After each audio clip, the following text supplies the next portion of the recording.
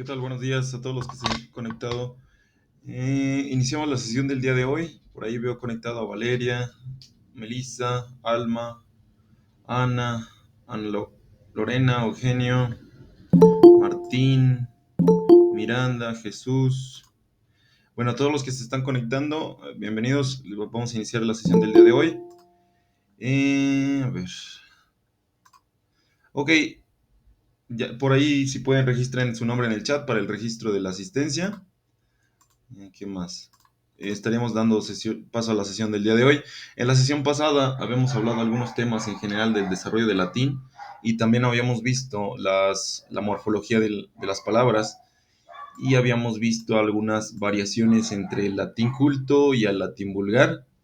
Esos fueron los temas revisados en la sesión pasada. ¿Me pueden confirmar si el audio se escucha bien? ¿Si es claro? Escucha. Ok, ¿Se escucha, profe? gracias. Entonces, avanzamos. El día de hoy estaremos viendo la evolución del latín como lengua. Y pues bueno, ya ustedes están realizando dentro de sus actividades una línea del tiempo. Aquí hago un pequeño ejercicio parecido a una línea del tiempo en donde veremos a grandes rasgos como el progreso pues bueno, y la evolución del latín como un idioma, como una lengua.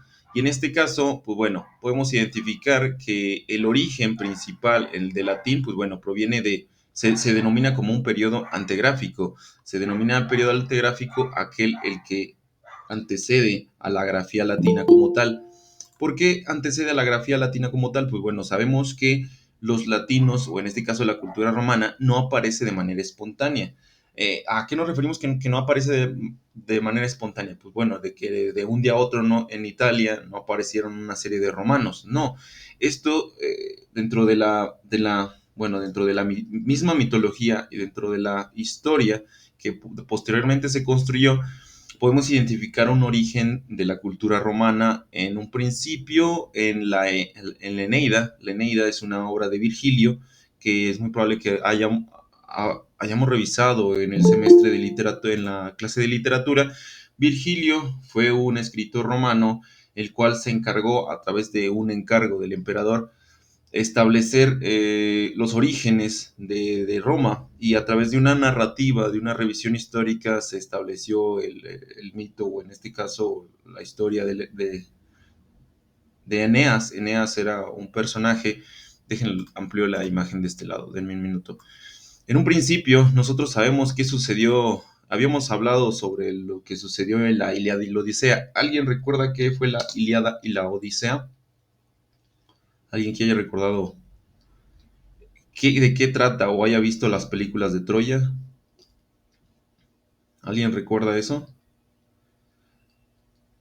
¿Recuerda en términos generales de qué hablaba la Ilíada? ¿Recuerdan el caballo de Troya?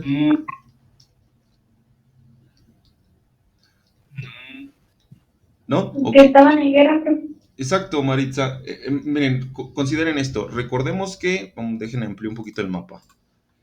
Recordemos que la cultura, la cultura griega se desenvuelve. Esto que vemos en rojo, pues bueno, son los romanos. Pero toda la cultura griega se desarrolló en esta zona, en la zona de parte del Mediterráneo.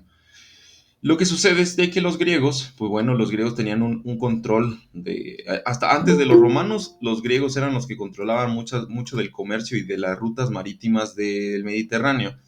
Por lo tanto, también había otros pueblos. Por ejemplo, se dice que en esta zona, en la actual Turquía, estaba lo que nosotros conocemos como la cultura troyana. Los troyanos vivían en este territorio y tenían conflicto por varias índoles comercial y territorial con las polis griegas. En algún momento, las polis griegas entraron en combate con Troya. Troya era una ciudad amurallada, la cual era muy difícil de conquistar o de sitiar.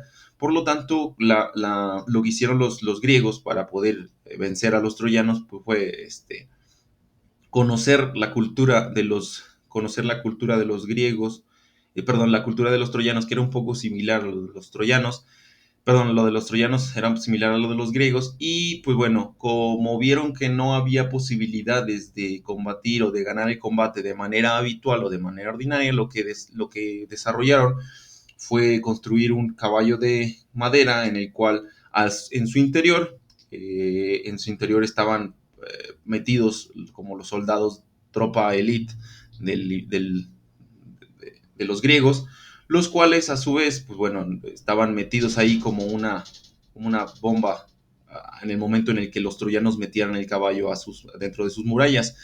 ¿Y cómo es que los troyanos la metieron? Metieron ese caballo de madera a sus murallas. Pues bueno, en un principio se suponía que esta era una ofrenda como de rendición o de paz por parte de los griegos hacia los troyanos. O sea, era como una ofrenda de paz o un tratado de paz, como si dijeran, bueno, ya no vamos a combatir, te dejamos este caballo para que lo veas como símbolo de nuestra buena voluntad, porque dentro de la cultura griega el caballo estaba muy asociado a su dios Apolo, que era, no, perdón, al dios Poseidón, que era el rey que era el dios del mar, y estaba asociado a los caballos. Y entonces lo que sucede es de que los troyanos consideran que, pues bueno, aceptan la ofrenda, meten el caballo dentro de las murallas y en la noche empiezan a salir estos soldados elite del caballo y empiezan a abrir las puertas de Troya. Por lo tanto, el ejército griego conquista la ciudad. Durante toda esa conquista, pues bueno, los griegos empezaron a incendiar toda la ciudad quedó en cenizas, pero dentro de los sobrevivientes había un individuo que se llamaba Eneas. Eneas es el individuo que aparece en esta fotografía cargando a su padre y salva a su familia y los lleva a lo que hoy sería actualmente el territorio de la península ibérica. O sea, hizo un traslado de esta zona hasta la península, perdón, hasta la península itálica. Y allí, pues bueno, con la conformación, con la unión de los rasgos de la cultura etrusca, que la cultura etrusca pues era la que antecedió a la cultura romana, empezó un periodo de monarquía. El periodo de monarquía, pues bueno, lo consideramos como el primer periodo inicial del gobierno romano, en el cual, pues bueno, se habla del origen de la fundación de Roma, en el cual Rómulo y Remo, los dos hermanos descendientes de Eneas, perdón, no de Eneas, sino descendientes directos, bueno, sí, descendientes de Eneas, promueven hasta cierto punto la creación de la ciudad, crean la ciudad y a partir de ahí sus descendientes se vuelven los encargados de la monarquía, que sería el primer periodo del Imperio Romano. Y es ahí donde están los orígenes técnicamente del latín, porque consideremos que el latín es una suma de elementos fenicios, de elementos latinos y de elementos griegos que se conforman. Recordemos que en esta zona, donde es la península itálica, ahí estaban culturas distintas a los latinos. Antes de que los latinos se desarrollaran y de que crecieran como una cultura, aquí había una serie de grupos que se denominaban etruscos, que técnicamente eran griegos con algunas otras diferenciaciones por las zonas geográficas, pero estaban muy familiarizados y tenían muchas características de la cultura griega. Eran como una mezcla entre fenicios y griegos. Que posteriormente esta cultura fue colapsada por la misma cultura latina, que tomó mucho mayor auge y poderío en la zona. Esto se denomina el periodo antegráfico. Después seguiría el periodo arcaico, que es técnicamente lo que nosotros conocemos como la República, que corre desde el siglo, vamos a suponer, desde el siglo cuarto hasta periodos del siglo I o II antes de Cristo. Y pues bueno, tenemos como referente, recordemos que son los años en los que se transita entre la monarquía. Recordemos que la monarquía pues, son reyes, después transita hacia la república, en donde existe un senado. Este senado es el representante del pueblo y trabaja para el pueblo. Y por lo tanto, en este periodo temporal es donde se va desarrollando el periodo arcaico de la evolución del latín. En este periodo sobresalen los autores o escritores latinos como Plauto, autor de comedias donde se refleja la expresión de clase, Tarencio, quien emplea un latín fino y elegante, pero sin evitar algunas expresiones populares. Recordemos que este tipo de autores, ya habíamos dicho, utilizaba un tipo de latín culto. A pesar de ese uso específico del latín culto, pues había variaciones y expresiones populares que ellos también utilizaban dentro de su escritura. Esto se le denomina el periodo arcaico dentro de la evolución del latín.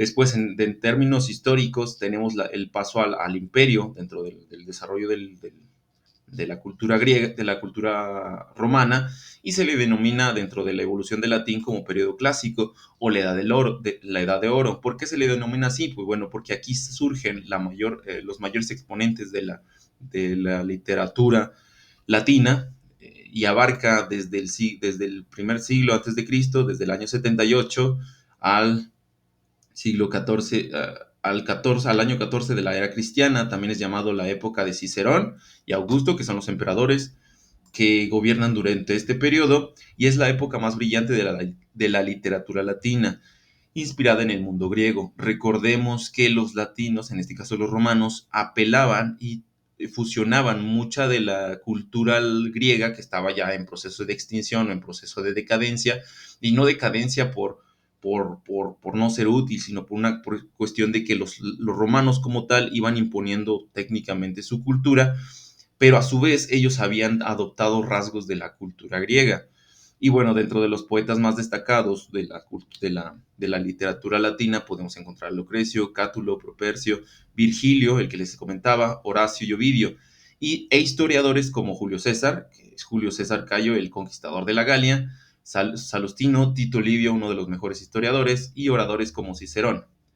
Y bueno, en este caso, algunos de los oradores como Cicerón y César se caracterizaban por el purismo en la selección de palabras entre los aspectos. ¿A qué se refiere como purismo? Otra vez, dentro de este desarrollo del latín existía el latín culto y el latín vulgar.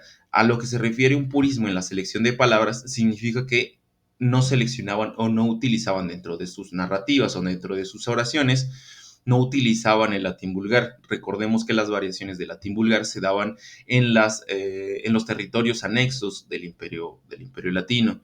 Y bueno, dentro de lo que decíamos, destaca la poesía de Virgilio, que es el que les comento que fue quien creó el mito o el relato de Eneas, que es técnicamente como una búsqueda del origen de la fundación de Roma. Y eso sería los tres periodos: antegráfico, arcaico y el periodo clásico o la edad del oro. Se considera, recordemos, edad de oro porque es donde hay mayor desarrollo de la literatura latina. Posteriormente tenemos la división del imperio, que se le considera como el periodo posclásico, edad de plata o el periodo en decadencia, y esto es cuando empiezan a invadir lo que se consideraba como bárbaros o pueblos bárbaros, empiezan a invadir los territorios del imperio romano. Consideremos que ya para el 376 después de Cristo, existe una división entre el imperio romano de Occidente y el imperio romano de Oriente. ¿Por qué se crea esta división? Pues bueno, porque la extensión del imperio era tan vasta que las entidades administrativas no se daban cabida para administrar todo el territorio, por lo tanto tuvieron que dividirlo, y después ya para el 376, para el 390, ya el imperio ya estaba dividido y fragmentado en dos. A esto se le conoce como el periodo posclásico o edad de plata o periodo en decadencia. ¿Por qué se le considera periodo en decadencia? Por lo mismo, por las faltas de administración, por los daños en la administración, por falta de organización en el imperio. Empezaron a llegar los pueblos bárbaros y a asentarse en muchos de los territorios que consideraban, pues bueno, latinos, o en este caso romanos. Ya los romanos en este periodo ya no tenían la fuerza de las legiones que tenían en el pasado, ya estaban eclipsándose y se estaban dividiendo y se estaban mezclando de una manera distinta, a tal grado de que posteriormente Roma también y muchas de las ciudades romanas pues llegan a ser invadidas por pueblos bárbaros, en este caso pueblos germanos, pueblos godos que provenían del norte y que pues no compartían la cultura romana, pero pues el imperio ya no existía como tal, ya eran como vestigios de lo que había sido un imperio.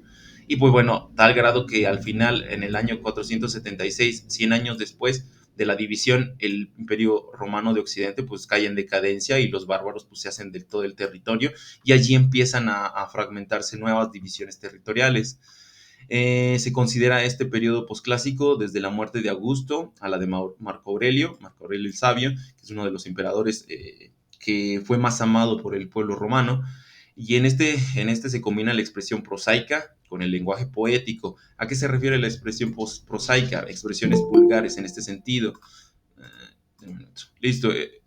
Y en este caso, pues bueno, hay algunos exponentes como Juvenal, Fedro, Marcial, Lucano. Cada uno de ellos, pues bueno, fueron exponentes de la literatura romana, pero ya en el periodo pues, clásico. Y recordemos, técnicamente quienes llevan las riendas del idioma o del lenguaje son quienes escriben. Por lo tanto, nosotros podemos apelar que mucho de lo que ellos reflejan de su tiempo es como se vivía en su periodo temporal. Recordemos lo que habíamos visto en semestres pasados, que los autores reflejan un contexto específico de su tiempo. Y en este caso, pues bueno, estos autores reflejaban dentro de sus obras o características específicas de su tiempo y muchos de ellos coinciden en la decadencia del imperio y eso genera, pues bueno, las dinámicas distintas. Sabemos que ya los latinos habían expuesto, habían llevado el latín, en este caso los romanos habían llevado el latín a los confines del mundo, pero ya como estaba en decadencia el imperio, pues ese control a través del latín ya estaba cayendo en desuso. Por lo tanto, las personas que hablaban en latín quizá empezaron a adoptar lenguajes distintos, pero sin olvidar los lenguajes o los vocabularios que se usaban en el latín. Ya para la Edad Media, ya pues, bueno, tenemos una evolución distinta del latín. Y aquí es importante identificar que para el año 380, el latín, eso a lo mejor lo verán en filosofía, verán que el cristianismo se convirtió en la religión exclusiva del Imperio Romano. Fue un decreto del emperador Teodosio, y lo cual tuvo consecuencias trascendentales. ¿Por qué? Porque significó que se dejaba de perseguir a los cristianos. Recordemos que finalmente, dentro de la tradición judío-cristiana, bueno, Jesús fue crucificado por el control o el dominio de los romanos en Jerusalén, eh, sin entrar en debate religioso, pero el fin es de que mucho del control de esa región, de la región palestina, estaba bajo el dominio romano durante mucho tiempo. Y es irónico cómo desde el año 0 hasta el 380 muchos de los cristianos fueron perseguidos como paganos porque no coincidían con las religiones oficiales del imperio.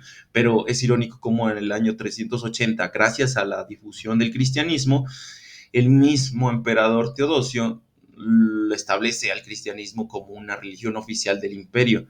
Pero recordemos, ya después del imperio, para 100 años después, ya cae en decadencia por muchos otros factores, no por el factor del cristianismo. Recordemos que ya se había popularizado esta religión y la gente la había adoptado. Dejaba de creer en los dioses latinos, en este caso los dioses romanos, y empezaba a asociar su fe al cristianismo. Y esto es lo que consideramos. Y da apertura después a lo que nosotros conocemos como la Edad Media. Dentro de los escritores cristianos, ellos se interesaron por difundir la nueva fe utilizando el lenguaje popular. Recordemos que gracias a esta difusión del lenguaje popular también se llevó la difusión del cristianismo. Finalmente, después la iglesia irónicamente adoptó el latín como una lengua oficial porque sabía que muchos de los individuos que vivían en el territorio del Imperio Romano pues hablaban y dominaban el latín, aunque en muchos casos el latín fue adoptado de una manera distinta y seguían utilizando el latín culto. La iglesia como tal, en la fundación de la iglesia, utilizaba el latín culto. Ya después recordemos que el latín vulgar se va combinando con las lenguas locales y va transformándose. Y pues bueno, esto nos da origen a que el latín pervive y eso lo podemos percibir de que pues en nuestro idioma español, mucho del léxico es latino, de origen latino. O sea, si tomamos el español como un idioma, podemos identificar en el español que el 70% o el 75% de los vocablos provienen de una sola lengua, que en este caso era el latín. Sí se le anexaron diferentes orígenes no latinos, y es lo que veremos a continuación, pero en su mayoría el idioma español proviene directamente del latín. Recordemos que es una lengua sintética de flexión en donde se utiliza una raíz y un morfema. ¿Vamos claros hasta el momento con esta explicación? Sí, profe. Ok. Y entonces avanzaríamos a lo que son los orígenes no latinos del español. Ya vimos cómo se desarrolló el latín, ya vimos cómo desde el origen, en este caso, y bueno, vamos a ver cuáles son los orígenes del latín como tal. perdón, del español como tal.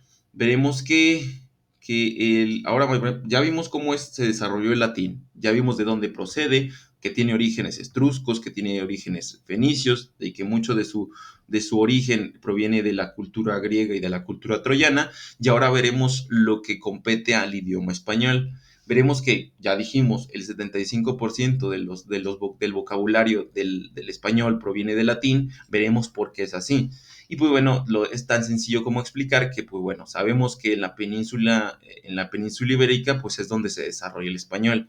Y durante mucho tiempo la península ibérica pues bueno, estuvo bajo control de quiénes, de los latinos, de la cultura romana. Por lo tanto, era natural y era evidente que en alguna forma durante todo ese dominio que estuvieron la Hispania, los romanos, pues evidentemente la gente adoptó ese idioma, adoptó el latín y lo fue incorporando con sus lenguas locales. ¿Y cuáles eran las lenguas locales? Pues precisamente ahorita vamos a ver qué lenguas locales existieron en la península ibérica y bajo qué influencias estuvo la península ibérica. Por aquí podemos ver los celtas, los íberos, Cartago, fenicios y griegos, y podemos ver en esta pequeña línea del tiempo el desarrollo de dichas asimilaciones o de dichos orígenes no latinos. Consideremos esto, nuestro idioma tiene un origen latino, pero también tiene unas acepciones, o sea, el 75% de nuestro idioma español está compuesto por latín, pero también hay otro tipo de elementos, árabes, griegos, germánicos y otras lenguas. Si nosotros vemos se están conectando todavía, vemos en esta pequeña línea del tiempo, podemos observar que del año 218 a.C., pues bueno, durante todo ese periodo estaban controlados la Hispania por los romanos. Posteriormente, cuando vienen las invasiones de los bárbaros hacia el Imperio Romano, pues bueno, tienen influencias germánicas. Después, para el año 700, hay una serie de dominaciones árabes, o sea, llegaron individuos de Palestina y de parte de África y dominaron toda esta región durante casi 800 años, hasta el año 1100, donde se da la reconquista. Eh, Después del 1100 al 1492, recordemos que sucede en 1492, la corona de, la corona de Castilla logra llegar a las Américas a través de Hernán Cortés, perdón, a través de Cristóbal Colón, descubre otro territorio en la otra parte del mundo y también el español tiene influencias de los orígenes americanos, o sea, tanto el náhuatl como lenguas locales, crearon también parte en este caso del idioma español.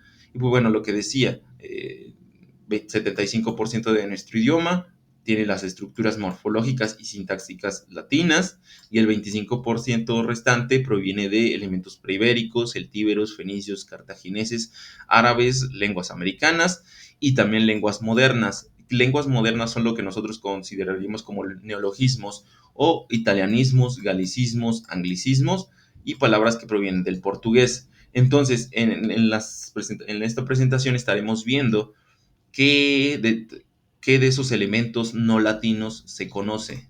En este caso, podemos identificar los elementos fenicios. ¿Quiénes eran los fenicios? Pues bueno, eran un pueblo que pertenecía a la raza semítica que provenía de esta zona. ¿Sí podemos ubicar el puntero? ¿Sí aparece el láser en la pantalla? ¿Alguien que me confirme? Sí, profe. Ok, los fenicios eran un pueblo que venía mucho, muy anteriores, ellos eran mucho, muy anteriores a los romanos y a los propios griegos. De hecho, los fenicios fueron una cultura mucho más amplia que los propios griegos y que no tan fuerte ni conquistadora como los romanos, pero fueron como el ancestro directo de los cartagineses y que ahorita vamos a ver quiénes eran los cartagineses. Entonces, los fenicios provenían de esta zona. Fueron los antiguos pobladores de España hace 1400 años, o sea, casi 700 años antes de que llegaran los romanos, y procedían del norte de Palestina. El norte de Palestina son esta zona, lo que nosotros conocemos ahorita como Israel o Jordania. Ellos se establecieron en Andalucía. Andalucía era una ciudad acá en España y en Cádiz y en Murcia. Ellos se dedicaban principalmente a la navegación. Si se fijan, las líneas rojas que aparecen aquí eran las líneas de navegación que tenían los fenicios.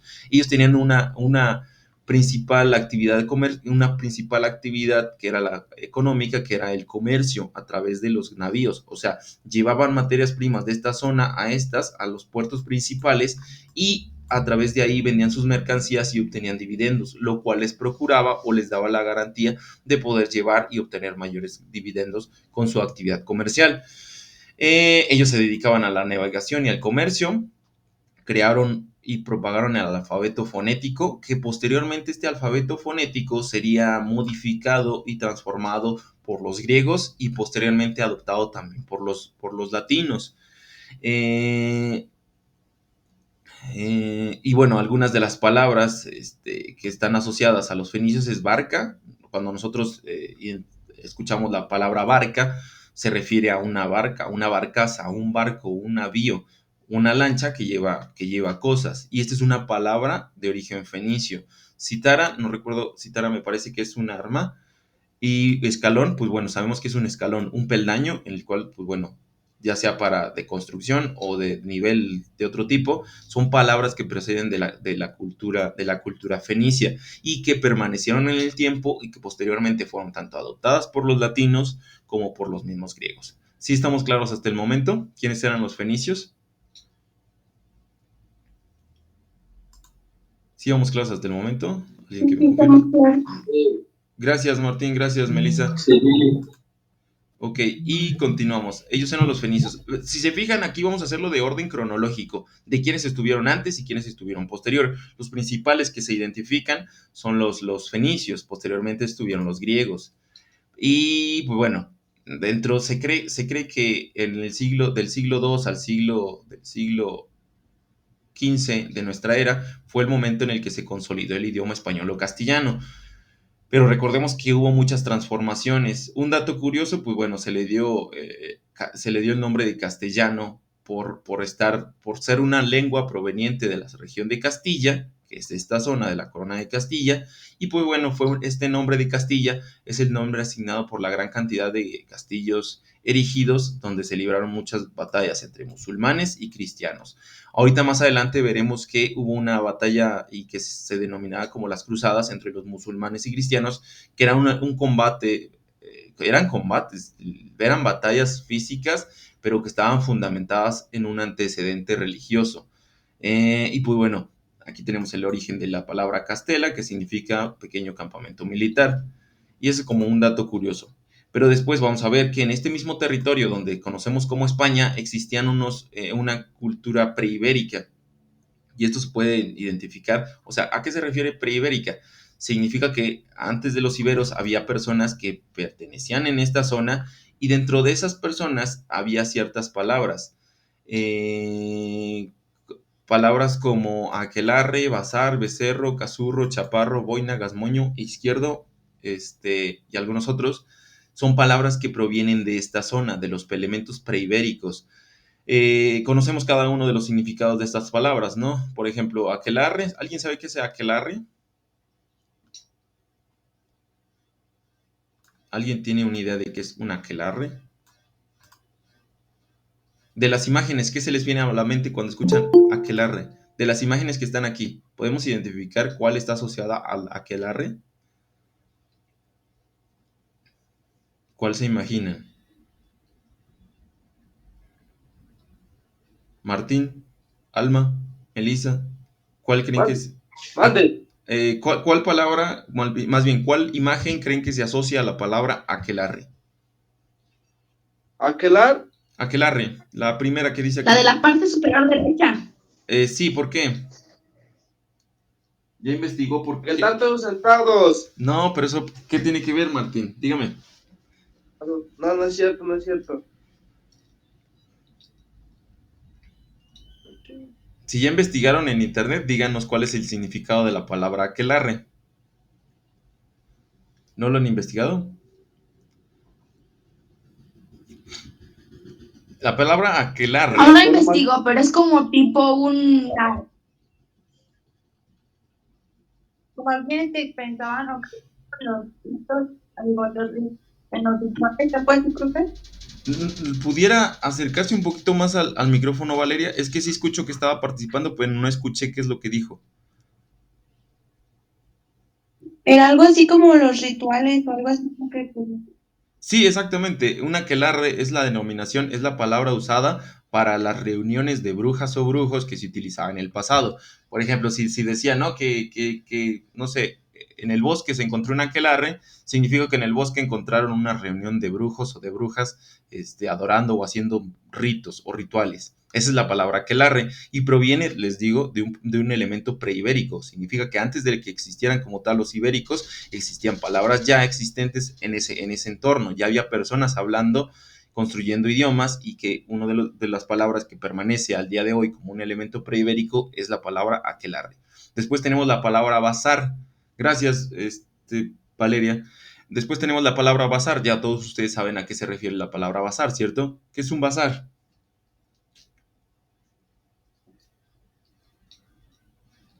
como un lugar en donde venden como Donde vas y mercado. compras varias cosas. Exacto, lo que nosotros conocemos actualmente como mercado, pero la palabra como tal, bazar, ya por sí misma tiene ese significado. Muy bien, Martín, muy bien, Valeria. Después tenemos la palabra becerro, que pues conocemos que es un becerro, evidentemente. Cazurro, El hijo de la vaca. exacto. El cazurro es una palabra que quizá para nosotros suene desconocida porque no es muy usada por nosotros, pero la palabra cazurro hace referencia a una persona torpe o que no tiene muchas habilidades. Por eso está la imagen de este lado, de la imagen en la parte media.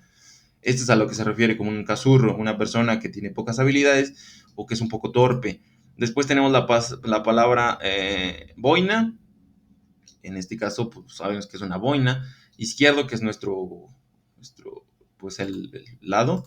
Y pasaremos a los elementos celtíberos. ¿Qué son los elementos celtíberos? Pues bueno, ya dijimos que dentro de la península ibérica identificamos tanto a la cultura ibérica como a los celtas y esta unión entre celtas e íberos dio una fusión que se denominó cultura celtíbera, que es la mezcla entre elementos íberos y elementos celtas. Ahorita veremos quiénes eran los íberos un poquito adelante y también veremos quiénes eran los celtas. En este caso, pues bueno, se ubicaron los íberos de donde procede la península ibérica.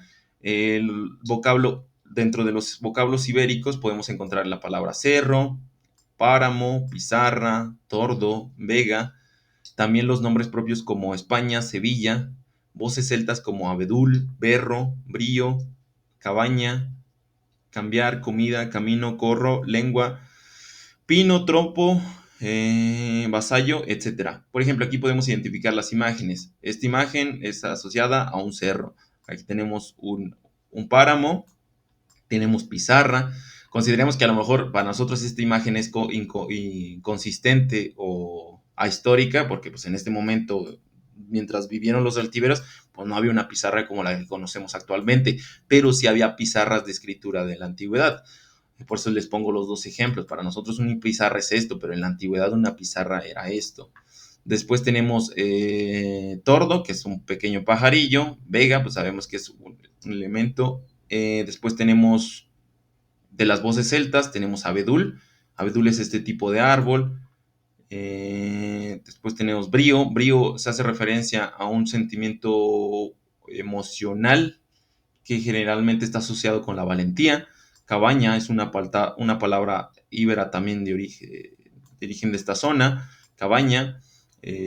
Comida, pues bueno, comida, camino, ¿qué más? Vasallo, son palabras que provienen pues bueno, de esta zona. O sea, si nosotros nos ponemos a investigar los orígenes etimológicos de las palabras, podremos identificar que estas no provienen del latín, provienen a su vez de elementos íberos, o sea, de las personas que vivían mucho antes de que llegaran los romanos. ¿Sí estamos claros con estos elementos que estamos mencionando? Sí, profe. Ok, gracias, Melissa. Después tenemos los elementos griegos. Recuerden, durante mucho tiempo, bueno, en la península ibérica, pues estuvo bajo el control de la cultura ibérica y de los celtas. Y tenían influencias de los fenicios, pero también llegaron a tener influencia de los griegos. Recordemos que los griegos entraban en rivalidad con los fenicios y los cartagineses. Ahorita más adelante veremos quiénes eran los cartagineses y establecieron colonias en España en el siglo VII antes de Cristo. ¿Qué significa eso? En el año 700 antes de Cristo, ya los griegos estaban interesados también en no solo en conquistar esta zona, porque recordemos que los griegos se desarrollaron y llevaron sus actividades comerciales en toda esta zona, y parte de la Magna Grecia, territorios que ahorita conocemos como Turquía, Estambul, Grecia actualmente. Durante en este territorio, ellos se desarrollaron como cultura.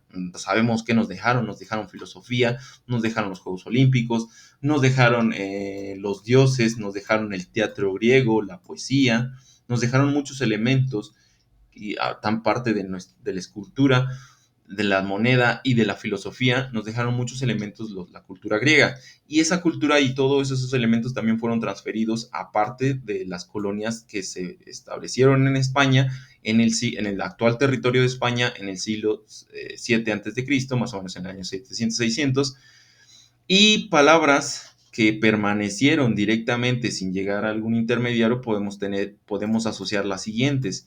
Palabras que provienen del griego, que llegaron a tener influencia sobre el latín.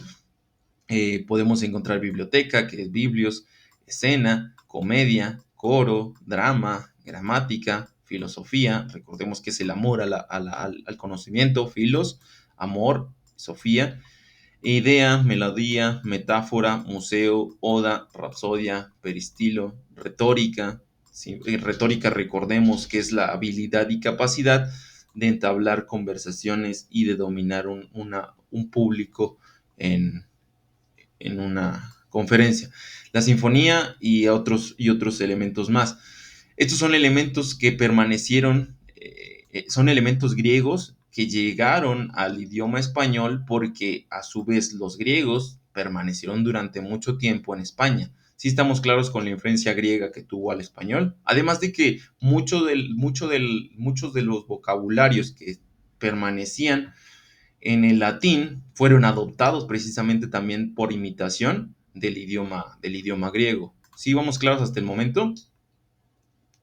Sí encontramos esa asociación entre los griegos y lo que nosotros conocemos como en este caso los españoles. Todas las personas, recordemos, para nosotros pudiera ser que España vive por muchos siglos y que España ha crecido como una nación, pero no, en realidad las naciones son fenómenos muy modernos.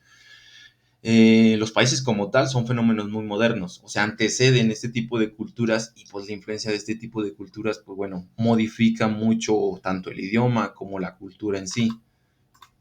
Después tenemos a los cartagineses, ya habíamos dicho que, pues bueno, los cartagineses estaban en rivalidad con los fenicios. Recordemos, los fenicios eran los que venían de Palestina, después los griegos eran los que venían de esta zona de Esparta y de las Termópilas. Y después tenemos a los cartagineses. Los cartagineses tenían su ciudad principal en esta zona. Los cartagineses de alguna forma provenían también de los fenicios, porque Cartago fue una colonia fenicia fundada en el 814 a.C., en el norte de África, en esta zona. Si podemos observar, aquí aparece una estrellita y aparece el nombre de Cartago. Cartago era una de las ciudades comerciales más importantes del Mediterráneo. Y si se fijan, es congruente y tiene sentido porque está a la mitad del Mediterráneo. Si se fijan, si nosotros quisiéramos trasladarnos desde Palestina hasta parte de la península ibérica, pues bueno, tendríamos que encontrar un punto de reabastecimiento para nuestros barcos. O sea, necesitaríamos comida para los marineros, necesitaríamos descargar cosas y desechos y comprar más alimento. Por lo tanto, tendríamos que tener un punto medio. Leipzig también funcionó como una ciudad igual, pero no como Cartago. Cartago se volvía como un trampolín para llegar a la otra parte del mundo, porque recordemos que el tipo de navíos que se utilizaban hasta entonces, pues no eran el tipo de navíos que conocemos actualmente. Un navío actualmente puede llegar en poco tiempo y de manera muy eficiente, pero ellos se tardaban semanas, se tardaban meses en llegar de un lugar a otro.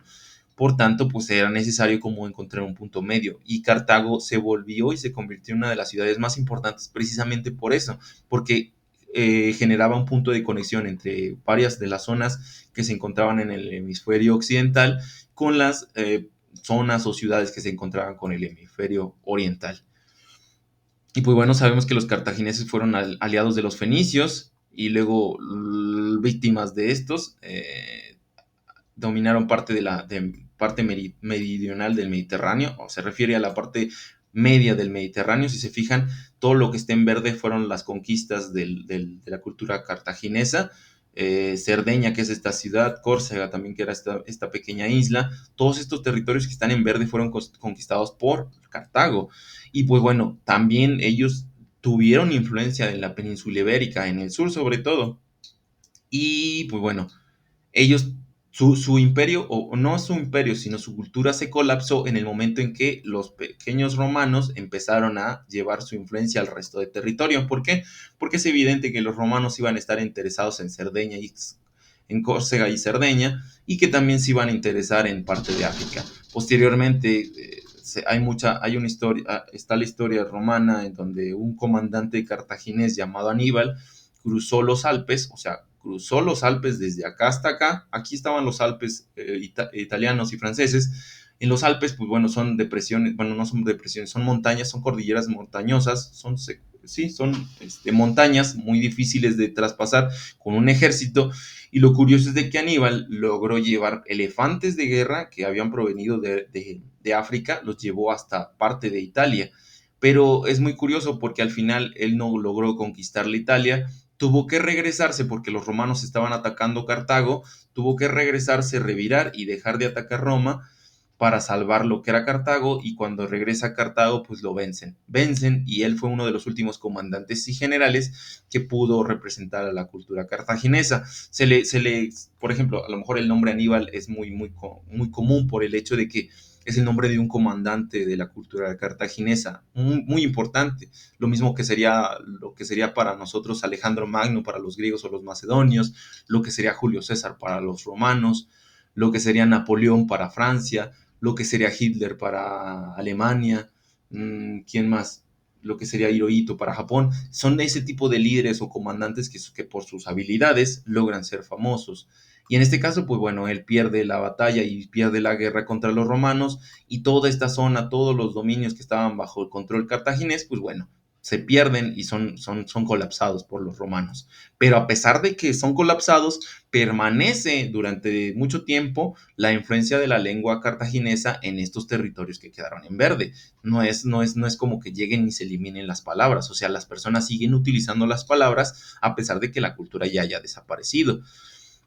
Y pues bueno, ese es el origen de muchos de los vocabularios cartagineses que se dan en esta región.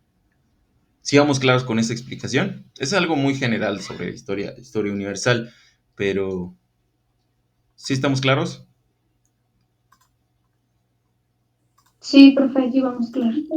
Ok, gracias. Y después tenemos ya lo que nosotros conocemos, el 75% de la influencia del español, pues está de orígenes latinos.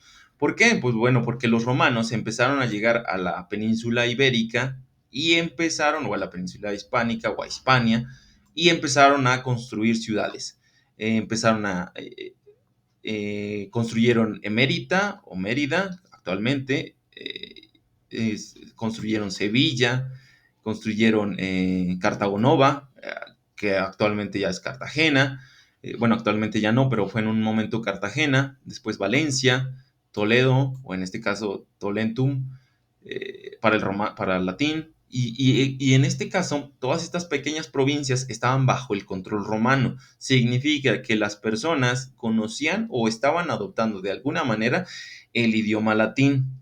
O sea, por eso es de que no sé si en alguna ocasión hayan visto el comportamiento, hayan visto reportajes de que muchas veces los españoles hacen énfasis a la herencia romana, más que nosotros como mexicanos, pero los españoles sí tienen una gran herencia romana. ¿Por qué?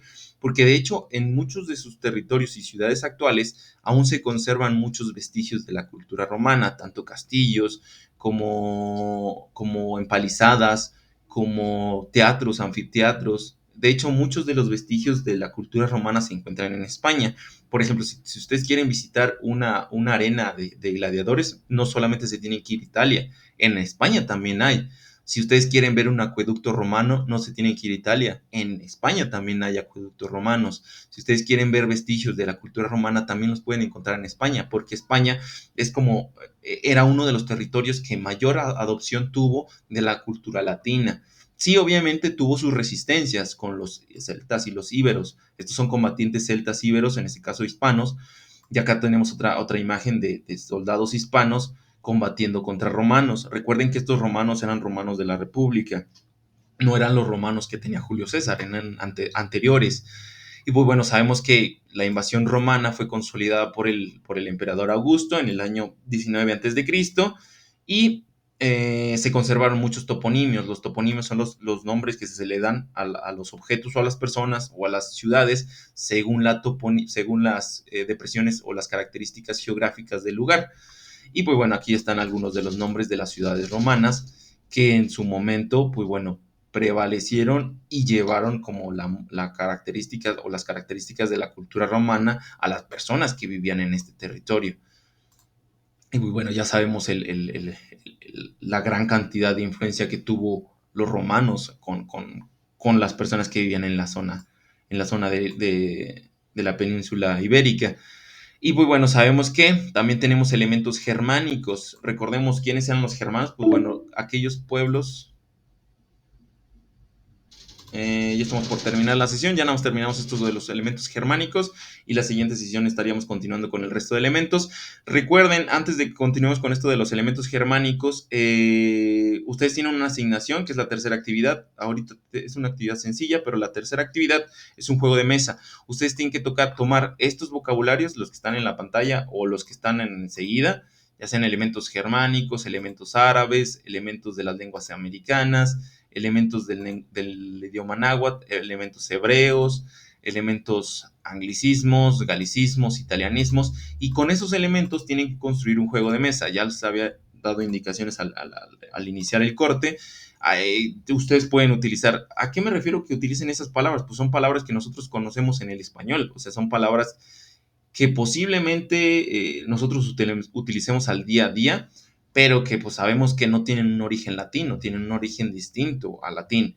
Y ese tipo de palabras son las que quiero que plasmen, utilicen o incorporen dentro de sus juegos de mesa. Sí, vamos claros hasta el momento. ¿Hay una duda respecto a ese tema? Sino para seguir avanzando sobre los elementos germánicos y dejar el resto para la siguiente sesión. Sí, vamos claros hasta ¿Del juego de mesa? Sí, sobre el juego de mesa y sobre el uso de este tipo de elementos no latinos. Está bien. Mandé, Martín, ya no lo escuché. No, está bien.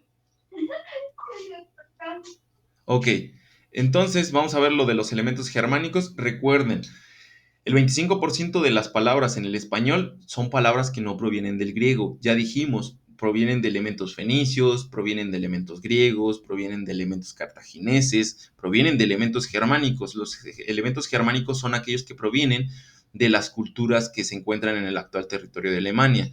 Se les consideraba bárbaros, pero se les consideraba bárbaros por parte de los romanos. No significaba que sí fueran bárbaros en este sentido estricto. No significaba que no supieran hablar, que no supieran comportarse. No, en realidad tenían una cultura distinta.